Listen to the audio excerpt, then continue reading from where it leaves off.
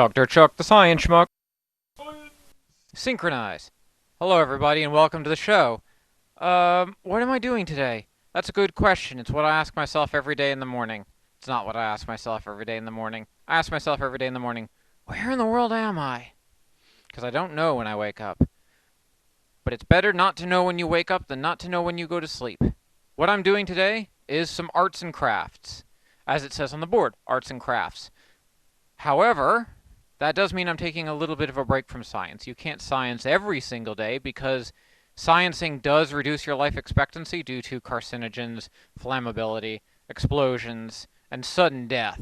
So, I'm actually going to need a bit of a wardrobe change. As you can see, I'm wearing this science coat, but if I'm not doing science, well, I don't need to wear a science shirt, do I? So let me just change that into my craft suit. Yes, it looks moronic, but I built this years ago as an early attempt to create body armor with pockets for, armor. You're probably asking yourself, why is it wet? It's the same question I ask myself every time I stick my arm, shoulder deep into a hole in the ground. The short answer to my unusual level of moisture is that this is made of canvas. Canvas is ridiculously flammable. If you didn't know that, you probably should know that.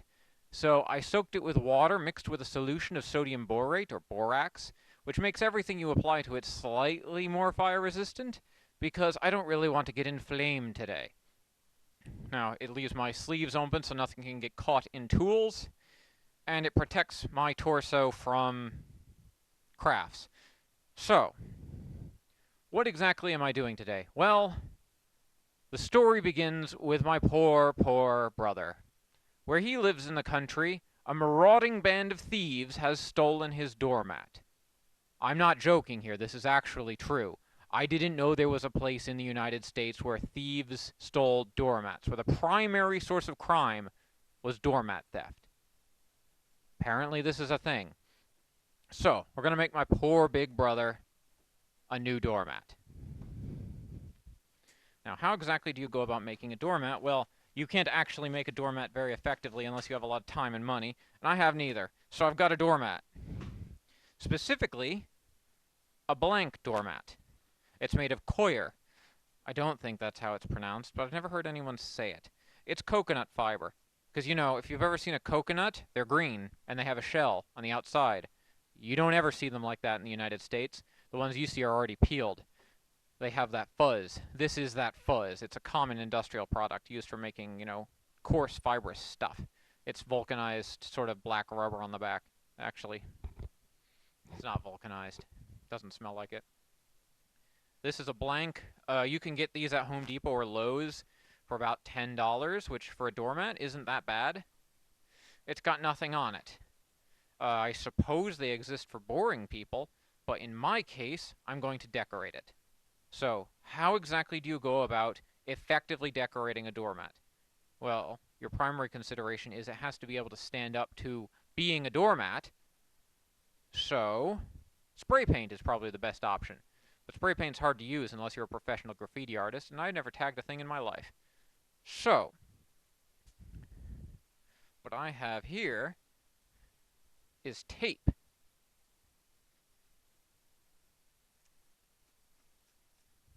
Blue tape.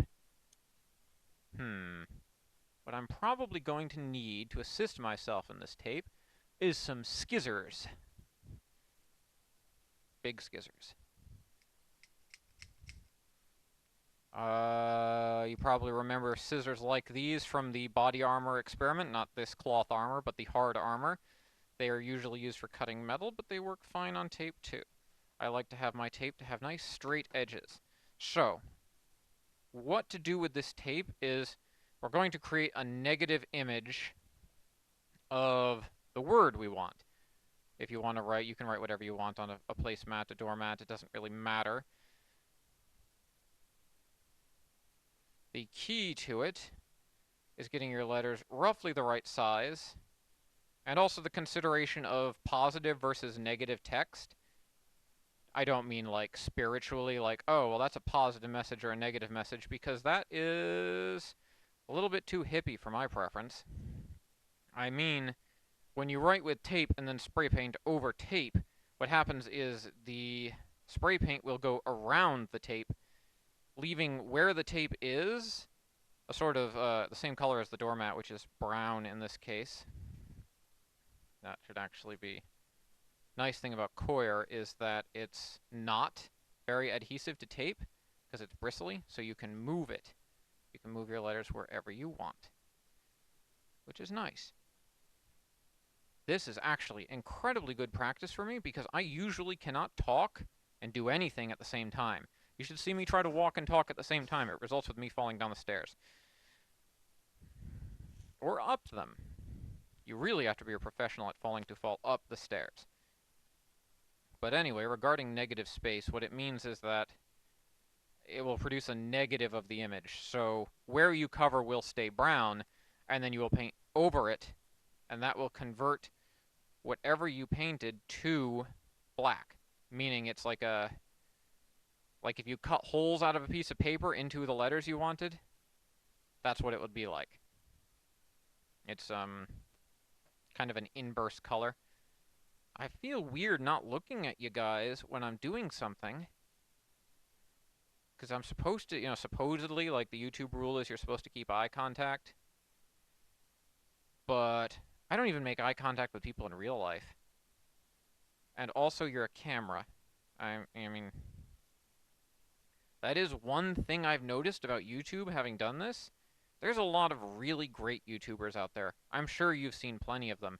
I'm not one of them. I'm a bit of an amateur right now. I'm sure I'll get better. But they make it look so easy. Just talking to a camera like it's a person. Making you feel like you're in the room with them. I'm a little bit jealous because that is so hard. It's like when you see a stand-up comedian, you're like, all he does is he gets on stage and tells jokes. You ever tried to get up on a stage and just tell jokes, even for a short set? Excuse me, my mouth is getting a little dry. Oh, that flavor just does not get better. It's hard. Like, they make it look easy. It's like how Hollywood actors, they make it look easy. You say, oh, well, all they do is they just show up and they pretend to be a real person. Like it's nothing. Anybody can do that. You ever tried acting? I haven't. It's really tough. There's a reason why those guys get paid a lot. It's because it's an actual important skill. Well, I suppose it's not important in the grand scheme of things except for our entertainment. It's very profitable. In a sort of parasitic sense, maybe? I'm not an economist, so things like the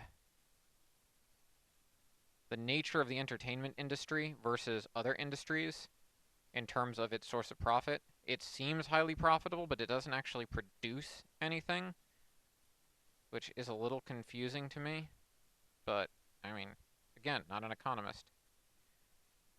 My PhD is in schmuckery. I specialize in being a schmuck.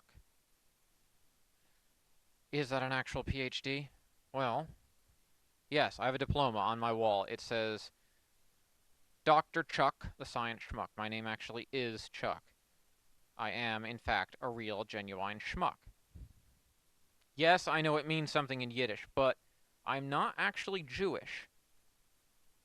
You probably had guessed that. That I'm aware of. It's one of those things you always wonder. It's like, how do you know if you're Jewish or not? I mean, yes, it's a religion, but it's also an ethnicity with a very long, well-recorded history. Stretching back thousands of years. Really wouldn't be possible to know. You could just wake up one day and be Jewish, which would be, okay, that would be pretty cool, actually, but probably unlikely for me. I believe if I have any ethnicity, it would have to be ethnic Yankee, which isn't a thing, I'm told.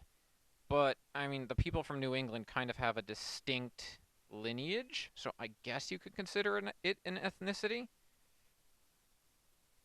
To an extent. I mean, my ancestors have lived in New England for 300 to 400 years, so, I mean, that's why I've got the stupid voice, the giant nose, the really pale complexion. That's all New England coming right through to you.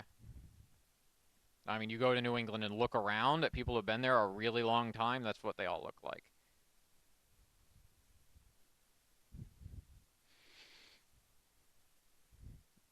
Okay, making progress.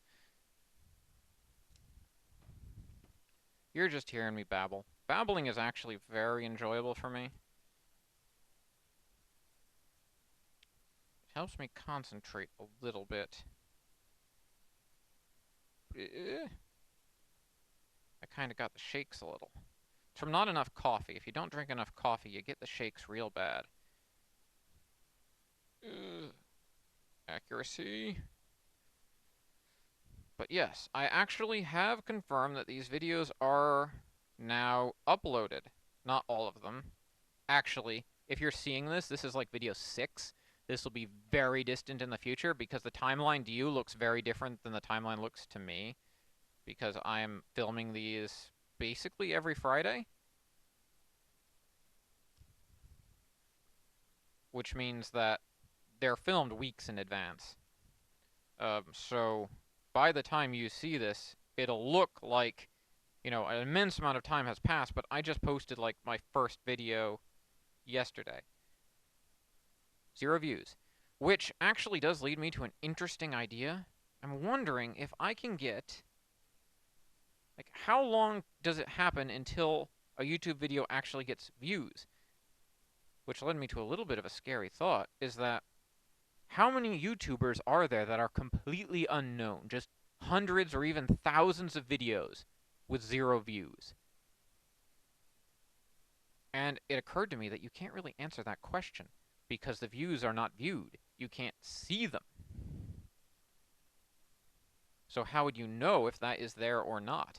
There could be these, I mean, to me, it's a weirdly satisfying thought that you could just be in YouTube and have these giant channels entirely unseen. 0 subscribers, 0 users. And I am almost sure that they exist.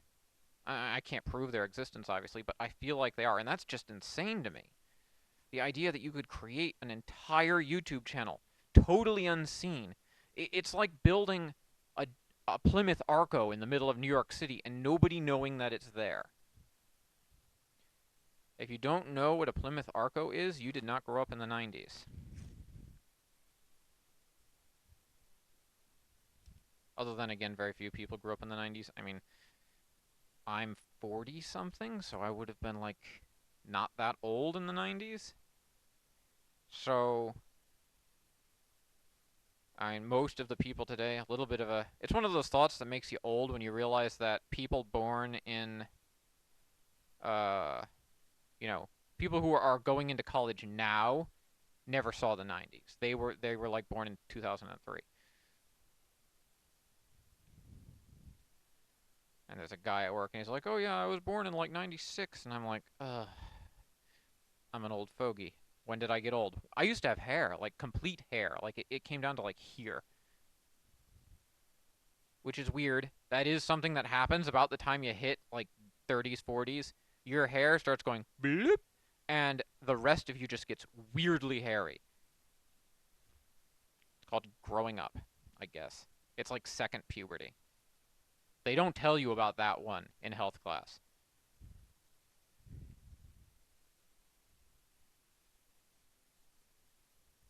Okay. Now notice I'm having a problem in that these are not evenly spaced. There's too much space here and not enough space there. So I will move them over slightly. Again, coir.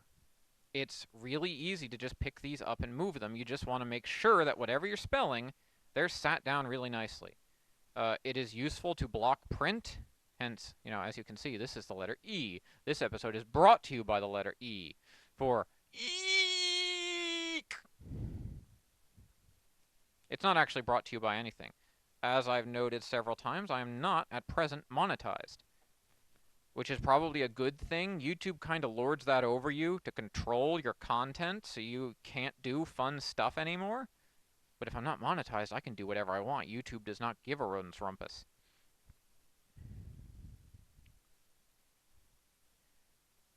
Although then again, my content is not exactly provocative here. I'm not about to give you like I don't know, what is the content that gets banned these days? It's either something that gets absurdly caught up in like, I don't know, some weird new rule. I hear there's a problem with conservatives getting demonetized, but I'm clearly not very political. I don't really pay attention to politics terribly much. I find it amusing, but in the sense that I find monkeys amusing. Like, they're fun to look at, but I really wouldn't want to have one, like, in a pillowcase, you know, under my desk. I don't really trust monkeys. Monkeys freak me out. Like, maybe you as a listener, I mean, you're an English speaking listener, probably? Not really.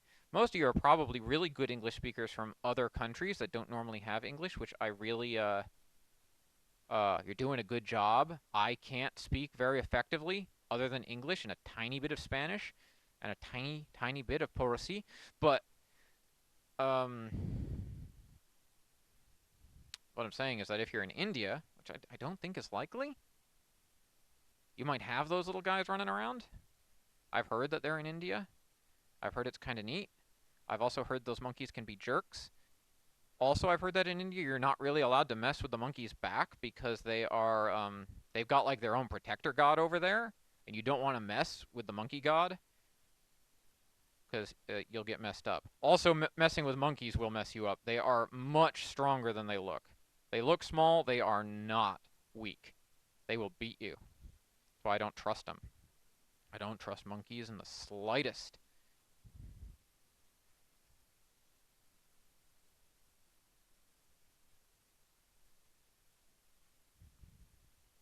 Okay. Gotta. Yes, I'm sure this is quality content. You're just watching me calmly going over my design here. Not saying anything in particular. Although, one of the thought lines I did have, hold on a second.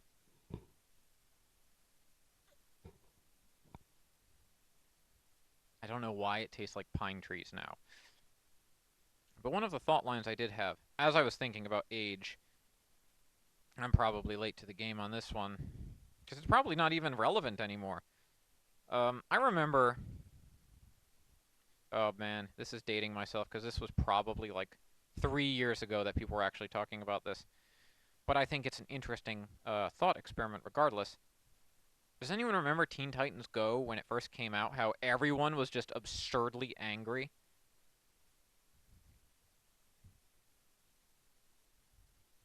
Okay, I'm going to interrupt my thought for just a second in that the lettering is now complete, but I have all this extra space. I'm going to line the extra space so that there is a rim around this. Normally I would do that with duct tape, but I'm out of duct tape. Actually, I see a bit of an error. Hold on. I'll finish my thought then. Yes, Teen Titans Go. Everyone was up in arms. They're like, why does this exist? It's not as good as the original Teen Titans. The original Teen Titans, which aired in around, it canceled in like 2003.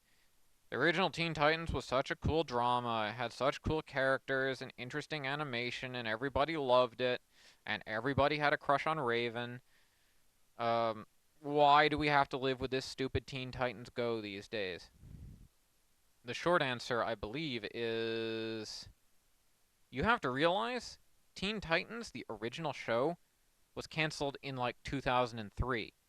Teen Titans Go, which I think came out in like 2015-ish, is targeted at like 10-year-olds. If you're a 10-year-old in 2015, you were born in 2005, and you probably don't have memories, like really convincingly, of things until maybe like 2007. So, the target audience never saw the original Teen Titans. Like, it's not meant for people who saw the original. It's meant for a new group, which you can argue that, well, we should just give the new group the same quality programming, but the thing is, it's a generational difference. I mean, you're going between two entirely different groups of people. People like short, zany comedy that doesn't take a lot of time to watch. Nobody really is interested in drama too much anymore. I say that. People will prove me wrong, but nobody will prove me wrong in the comments because nobody actually watches these videos. Neat thing about being the king of my own comments section. Okay, let me just make sure that this is straight.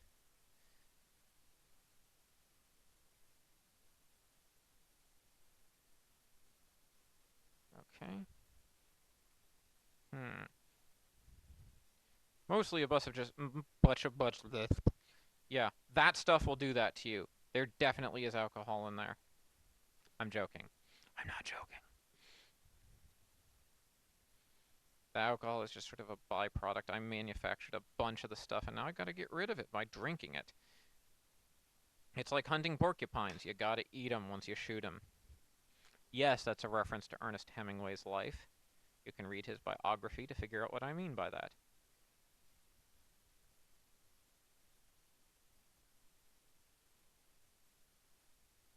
Ernest Hemingway was crazy. He was in like 2 wars or 3 wars, and he wasn't supposed to be in 2 of them. He wasn't actually a combatant, he was a reporter. Okay. So this is actually going to require a tape measure if I have one.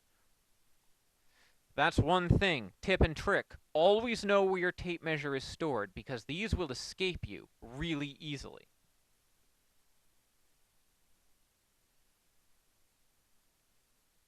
So we're going to aim for about that much. That looks pretty good.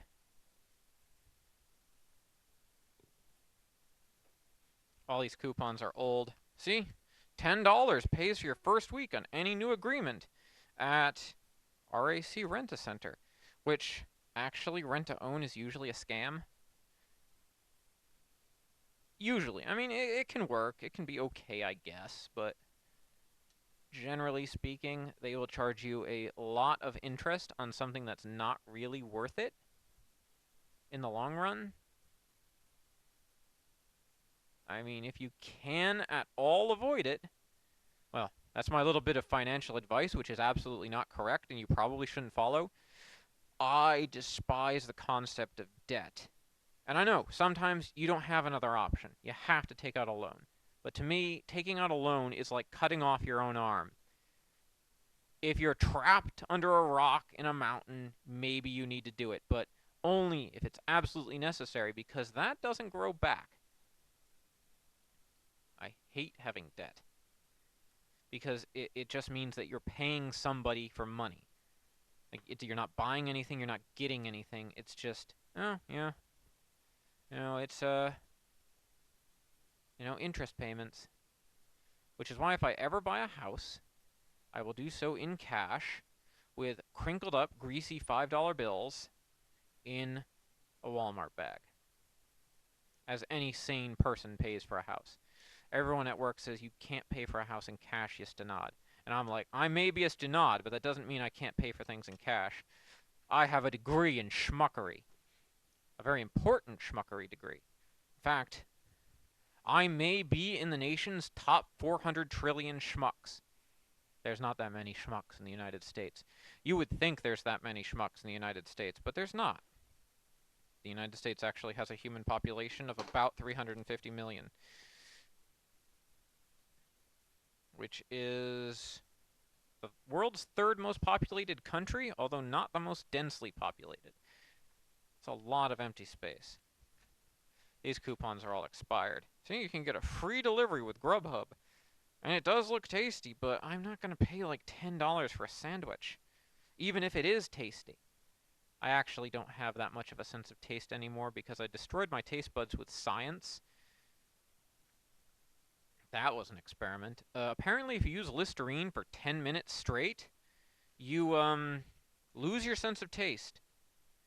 I mean, it did come back, but it did not come back the same. I don't know what it is now, but now it's like sour milk tastes good now, and I'm like, okay, this is new. I'm just kidding, it's not new. This happened decades ago. Yeah, be careful when you're creating permanent modifications to your body, especially if they're entirely experimental.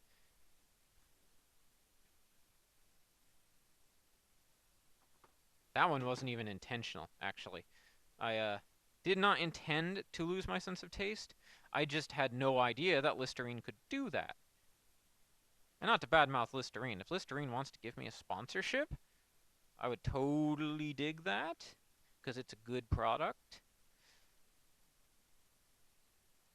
But nobody, and I can almost guarantee you this with 100% certainty, nobody is ever going to sponsor this YouTube channel.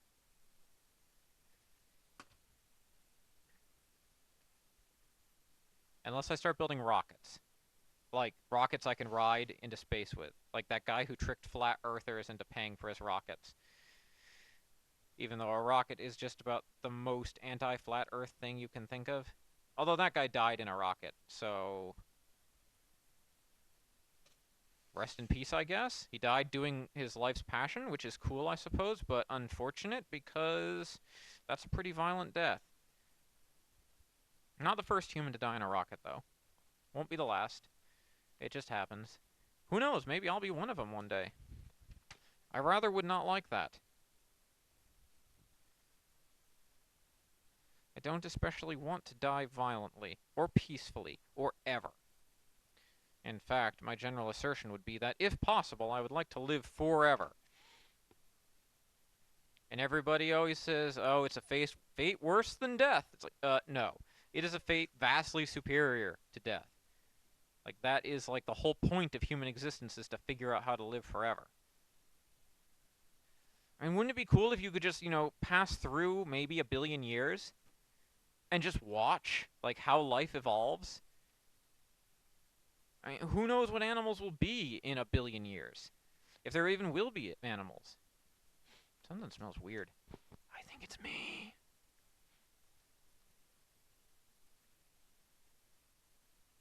Getting my borders right. Yeah. I mean, technically speaking, everybody tells me no. Humans can't be immortal. But I feel like that's saying humans can't fly a heavier than air aircraft. We pretty well understand biologically what would be required to be immortal. Like on a cellular level, it's pretty well understood. It's just a matter of figuring out a method at this point. So I do not think it is beyond the realm of human endeavor to create maybe not a person who can, like, I don't know, Deadpool their way through life surviving decapitations and stuff, but a person who doesn't ever age and can just live indefinitely barring accident. That seems pretty reasonable to me. In fact, I think there will come a day, maybe within the next 500 years or so, where people will look back at modern times and be like, I cannot believe they just waited for death. Like, why did they just die? It'll look absurd. The very concept of death will look like what we see something like cholera now as. It's like, well, why didn't you just use antibiotics? I mean, we didn't know. I mean, you ask somebody in 1860 if there will ever be an eradication of cholera in, well, there isn't an eradication of cholera right now. That is something you do need to remember, that a lot of countries in the world are still afflicted by it, and it's a big deal. Even though most people think it's an outmoded, obsolete disease, it is still a huge problem for the human race. Remember the cholera. Especially if you're going to a cholera endemic region, be careful about drinking the water, because that's how it spreads. It definitely still exists in the world. Okay, final checks. Which is a very dull flavored cereal. Unless they want to sponsor me. Then they're a delicious cereal. Getting, I mean, given a choice, the Chex Mix for, like, salty chips and stuff, that's good. But given a choice of cereal between Chex and Life, Life always wins. I mean, if you eat enough of that, you will become immortal. It's like how I got my PhD by drinking Dr. Pepper. You are what you eat and drink. Okay. So we've got the basics of a shape here, laid out in tape text. You want to make sure absolutely that everything is tamped down completely and straight, because you do not get a second chance to change it.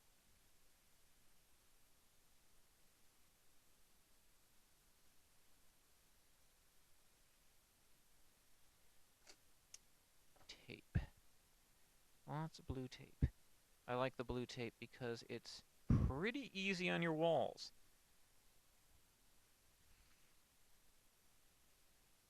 Okay. I don't know about you, but I find it nice and calming. There's a certain even-temperedness to it that makes it very pleasant. You're not doing anything intensive, you're not doing anything dangerous, you're just, you know, making stuff. Which I think is the point of crafts. Like, nobody really makes money in the arts and crafts business unless you're selling supplies. It's just sort of, usually for old people to do fun stuff. And I'm very old. I'm like 40-something, which is not young. Okay. Now what do we need? As I said before, spray painto. It would actually be pintura de whatever the word for spray is. You can't just put an O on it and make it Spanish. This is Rust-Oleum, indoor-outdoor paint, spray paint, standard spray paint. You get it at the store, black color. This is a matte black. Wood, metal, plastic, and more. I think we're in the more category. Like those weird fish that are very hard to grow in aquariums. And you may need an ID to buy this, because there was an epidemic of children spray painting their eyes, like, to change the color. And you need to be 21 to buy it. Although, at least in this state, like in Texas, they locked it up. I used to live in Texas. They would lock it up, so you could not get it without a key. Here, it's just, like, out, so you can just go and grab some. Now, you're going to want to wear safety goggles. Don't sue me, Google. Although, if you want to sponsor me... Remember, that is a joke. I don't actually want sponsors, because I don't really need to get paid to do this. If this turned into a job, I'm sure it would be a lot less fun. Although, if this was my job, I'd be living large. Now, you always want to use spray paint in a well-ventilated area. Just saying. Shake well before using. Clear your beverages out of the way. Clear your cube. Note that I have changed the color of this cube to black and not with spray paint. I cooked it some more. And final check. Absolute final. Not going to get a second chance. Okay, if it doesn't work, it's only $10 to try again. And then you're just going to spray.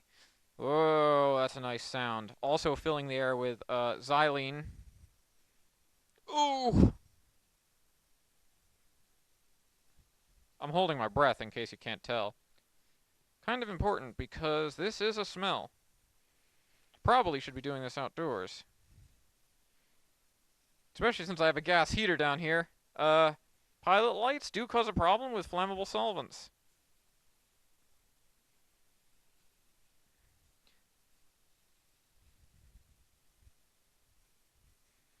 Don't worry, I'm used to science, so I'm used to organic solvents.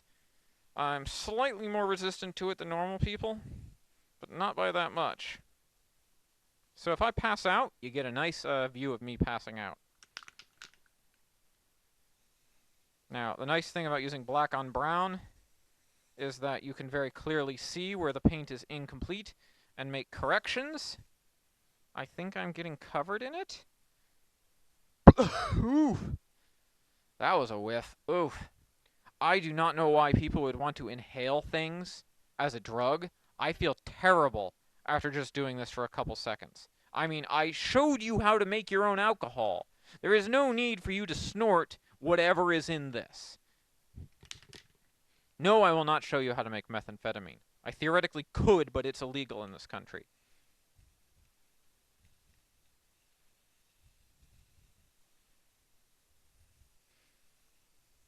Nope.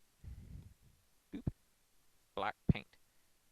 Just want to make sure you get a good coat because this is meant for outdoor use, so it needs to be pretty sturdy and thick. Nice and wet.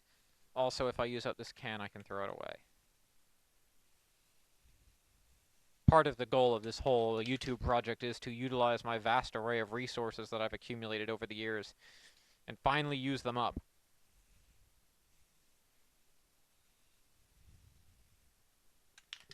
Okay. Oh, dizzy. Put your beverage back on the table. Cube back where it was. Tape can return. And now it's a matter of waiting until it dries, and then potentially giving it however many coats you think would be necessary to keep it durable. That's going to take me a while, maybe a few days, and I definitely need to open a window down here. But, so that you don't have to sit here with me babbling any longer, I'm going to teleport you forward in time. So, grab onto whatever is near you that is not squishy or wet, and forward. Okay. Well, it looks like I've reverted back to my normal form. Can't maintain arts and crafts time forever. But as you can see, it is hopefully dry. Yes. How long has it been? I went to sleep and woke up, so however long that is, like 72 hours. Windows are open, but the fumes down here are still pretty bad.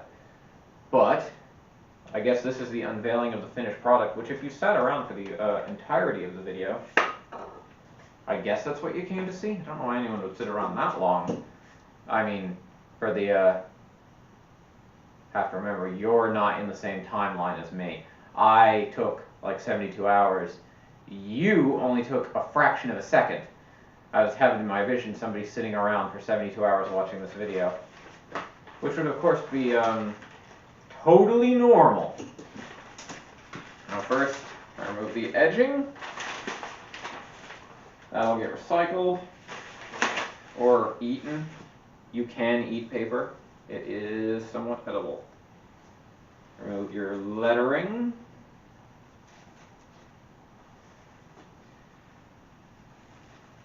Now you wouldn't expect that it would get crisp lines, but if you really tamped it down properly and you spray in an upward direction, you do get pretty good straight lines. Oh, yes. And as you can see, one unwelcome mat. Hopefully spelled correctly. Now this could theoretically be in accordance to any shape that you want. Any lettering system, any stencil that you can paint through, you can paint onto a doormat. I found that the spray paint, indoor-outdoor spray paint, because coir is fibrous and vertically aligned, the paint gets down inside it, and it actually sticks really well. So it's really in there. This will probably not ever wear out. However, if you live in certain parts of the United States, it will get stolen. It's probably also marketable. Like I could probably sell this for $15 if I wanted to, and I'd make a $5 profit, which probably isn't worth the resources and time that I put into it. But it is fun. It is a fun project that just about anybody can do. So thank you for sitting through all my babbling and watching. Remember that if you're using spray paint, use it in a well-ventilated area and wear eye protection.